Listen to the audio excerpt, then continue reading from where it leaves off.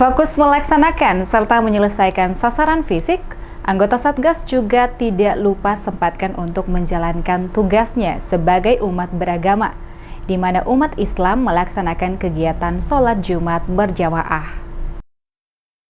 Para Satgas TMMD reguler ke-110 Kodim 0714 Salatiga semakin gencar mengerjakan pembangunan yang di Desa Ketapang, Kecamatan Susukan agar cepat selesai. Namun tak hanya gencar mengerjakan pembangunan saja, melainkan para anggota Satgas juga selalu menyempatkan waktu melaksanakan kegiatan rohani, diantaranya salat Jumat. Meskipun jarak masjid yang cukup jauh, tak menyurutkan niat para anggota Satgas demi menunaikan kewajiban tersebut. Seperti pada hari Jumat, meskipun hujan deras. Imam sekaligus khotib Suharman menyampaikan bahwa kehadiran para anggota Satgas sejak dari awal sampai dengan saat ini tidak pernah ketinggalan dalam mengikuti segala aktivitas religi.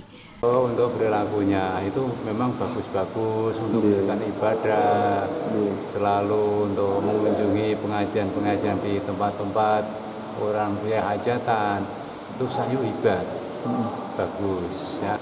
Bagus sekali Pak, untuk keguyupannya.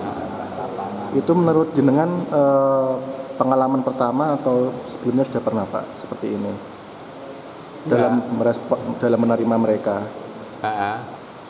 Pengalaman pertama nih baru-baru ini ya. Tergolong bagus Pak ya?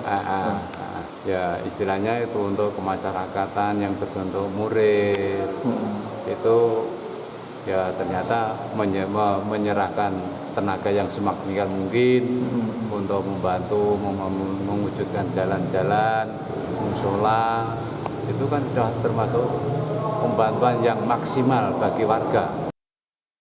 Adapun segala aktivitas religi yang dimaksud ialah salat 5 waktu, pengajian secara terbatas lantaran masih adanya pandemi corona, salat Jumat, zikir maupun azan. Pihaknya berharap bahwa kehadiran para anggota Satgas tidak hanya memberikan manfaat dalam pembangunan saja, melainkan juga dapat memberikan contoh yang baik kepada masyarakat mulai dari perilaku serta aktivitas religi.